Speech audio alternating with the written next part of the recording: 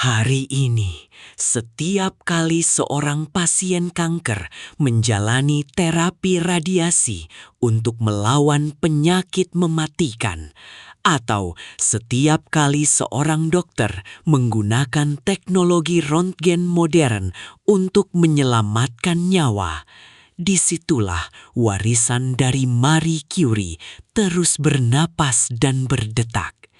Ia mengubah duka cita mendalam atas kematian suaminya menjadi kekuatan magis untuk menyelamatkan umat manusia dari rasa sakit.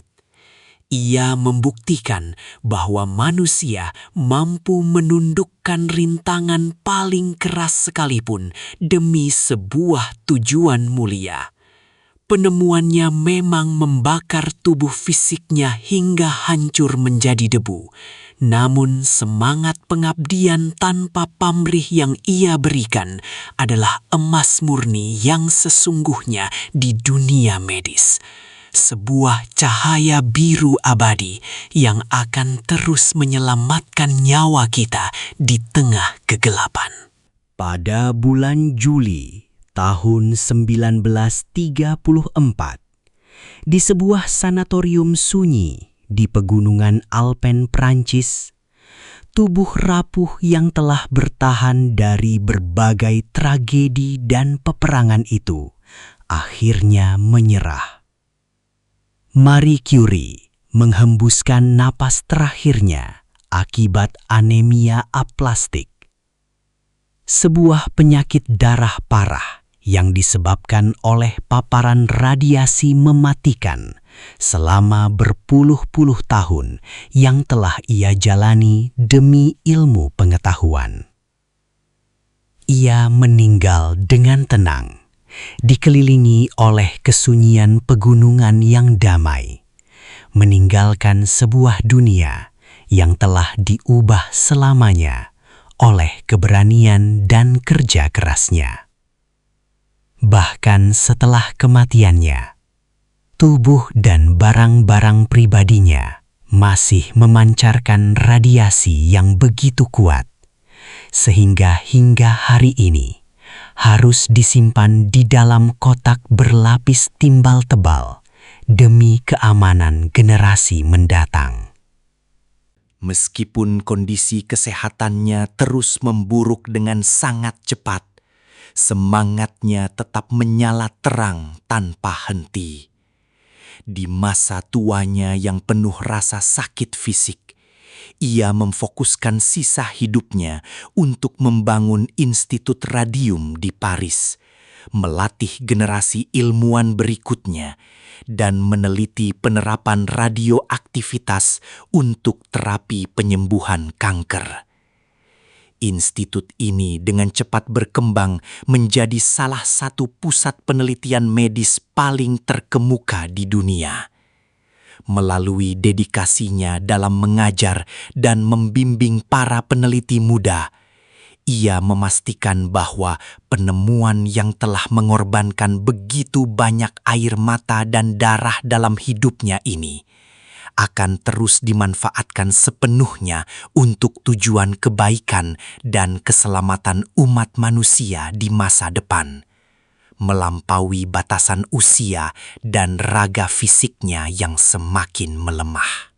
Namun, setiap pahlawan harus membayar harga yang mahal. Dan bagi Marie, harganya adalah tubuhnya sendiri.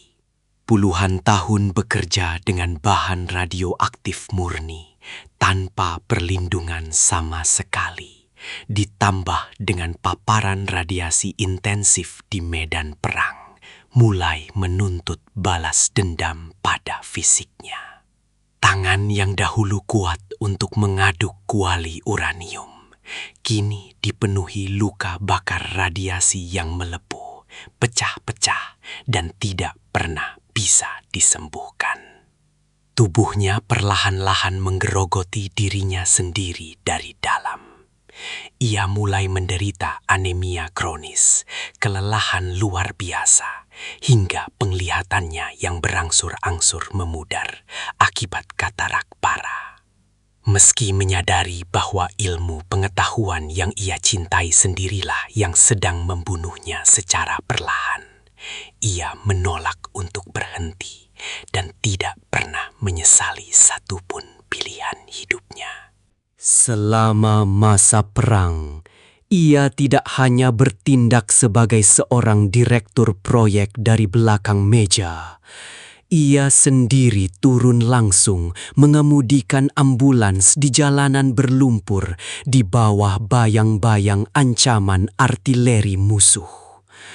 Ditemani oleh putri remajanya, mereka berkeliling dari satu rumah sakit lapangan ke rumah sakit lainnya.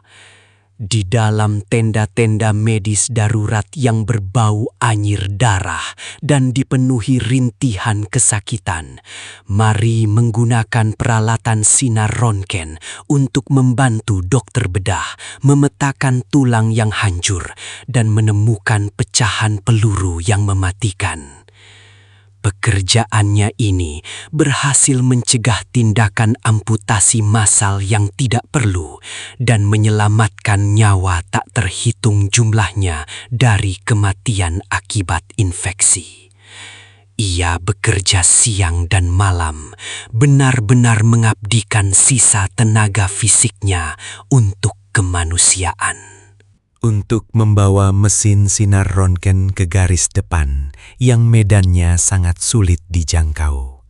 Ia merancang dan melengkapi beberapa unit mobil van dengan peralatan medis portabel beserta generator listrik sederhana. Kendaraan revolusioner ini kemudian dikenal oleh para prajurit sebagai Petites Curies atau Curie kecil. Ia menguras seluruh uang tabungannya, bahkan menawarkan medali emas Nobelnya yang berharga untuk mendanai proyek kemanusiaan ini. Marie tidak ragu untuk mempelajari anatomi tubuh manusia dan dasar-dasar mekanika otomotif secara otodidak agar ia bisa mengoperasikan kendaraan dan peralatan itu sendirian di lapangan. Ini adalah sebuah dedikasi yang jauh melampaui batas kewajiban seorang peneliti murni, membuktikan kedalaman kasih sayang dan kemanusiaannya yang luar biasa besar di tengah masa perang. Ketika Perang Dunia Pertama meletus dan menyapu daratan Eropa, prioritas Marie berubah drastis. Ia melihat ribuan prajurit muda yang dibawa dari medan perang dengan luka-luka mengerikan. Dokter bedah militer seringkali harus mengamputasi anggota tubuh tanpa ampun karena mereka tidak bisa menemukan posisi peluru atau pecahan peluru di dalam daging para prajurit. Menyadari krisis kemanusiaan ini, Marie menyadari bahwa sinar röntgen, sebuah teknologi yang berhubungan erat dengan studinya, dapat digunakan untuk menyelamatkan jutaan nyawa. Alih-alih melarikan diri ke tempat aman seperti banyak orang kaya lainnya, Marie justru melangkah maju ke medan pertempuran, membawa ilmu pengetahuannya sebagai senjata utama untuk melawan kematian dan penderitaan para prajurit muda yang terluka parah. Badai cemoohan dan kebencian itu tidak sedikit pun menyurutkan langkahnya. Marie membalas semua diskriminasi itu dengan cara yang paling elegan yang bisa dilakukan seorang ilmuwan sejati, yaitu melalui penemuan baru. Pada tahun 1911, ia berhasil mengisolasi radium murni, membuktikan tanpa keraguan sedikit pun bahwa pencapaiannya adalah murni hasil dari kecerdasannya sendiri. Pencapaian luar biasa ini membuatnya dianugerahi hadiah Nobel untuk kedua kalinya, kali ini dalam bidang kimia. Ia menjadi orang pertama dan satu-satunya wanita yang memenangkan 2 hadiah Nobel di 2 bidang sains yang berbeda. Kemenangan ini adalah sebuah tamparan keras bagi mereka yang meragukannya, sebuah bukti abadi bahwa dedikasi dan kebenaran pada akhirnya akan selalu mengalahkan prasangka buruk. Meskipun ia telah membuktikan kecerdasannya berkali-kali, jalan Marie sama sekali tidak mudah. Ia hidup di era di mana komunitas ilmiah sangat didominasi oleh laki-laki yang memiliki pandangan sangat diskriminatif. Banyak ilmuwan konservatif dan media Prancis yang secara terbuka merendahkan kemampuannya, menuduh bahwa semua kesuksesannya hanyalah hasil dari kehebatan suaminya semata. Ketika ia dinominasikan untuk masuk ke Akademi Sains Prancis, ia ditolak secara memalukan hanya karena ia seorang perempuan. Pers Prancis bahkan seringkali menyerangnya secara brutal, mengekspos kehidupan pribadinya dan mencoba menghancurkan reputasinya dengan kebohongan yang dibesar-besarkan. Diskriminasi gender yang akut ini menjadi beban tambahan yang sangat berat. Namun ia terus melangkah maju tanpa memperdulikan suara-suara sumbang di sekelilingnya. Dengan kekuatan terakhir yang tersisa di dalam dirinya, Marie memutuskan untuk bangkit dari kehancurannya. Ia mengambil keputusan yang belum pernah terjadi sebelumnya dalam sejarah Prancis, yaitu menggantikan posisi Pierre sebagai profesor fisika di Universitas Sorbonne. Pada hari kuliah pertamanya, ratusan orang berkumpul mengharapkan sebuah pidato emosional tentang mendiang suaminya. Namun, alih-alih menangis, Marie melangkah ke podium dengan ketegaran baja dan langsung melanjutkan kalimat terakhir dari materi kuliah yang ditinggalkan Pierre sebelum kematiannya. Itu adalah sebuah pernyataan sikap yang luar biasa. Ia tidak ingin dikasihani, ia ingin karya mereka terus hidup.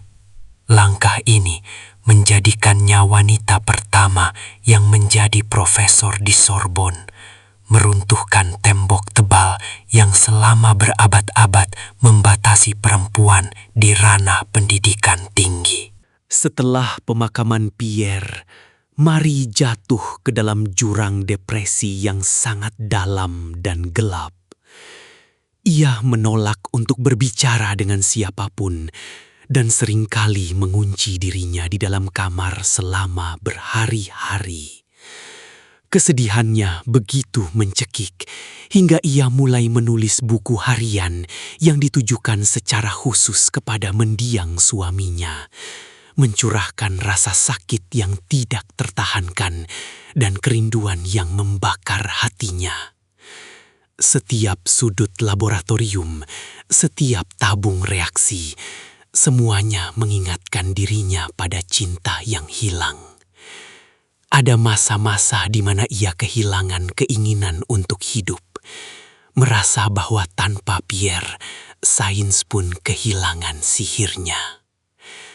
Namun, di tengah keputusasaan yang melumpuhkan itu, sebuah bisikan kecil dari dalam nuraninya terus mengingatkannya bahwa karya mereka belum selesai dan Pierre tidak akan pernah memaafkannya jika ia menyerah begitu saja. Namun, kebahagiaan itu direnggut dengan sangat brutal pada suatu sore yang hujan di bulan April tahun 1906. Pierre Curie sedang berjalan melintasi jalanan Paris yang licin ketika ia terpeleset dan terjatuh tepat di bawah roda kereta kuda kargo yang sangat berat. Kematian menjemputnya seketika di tempat kejadian. Berita itu menghancurkan dunia Marie dalam sekejap mata. Pria yang menjadi jangkar kehidupannya, rekan kerjanya, dan cinta sejatinya pergi untuk selama-lamanya. Kehilangan yang datang begitu tiba-tiba dan mengerikan ini merobek jiwa Mari hingga ke dasarnya.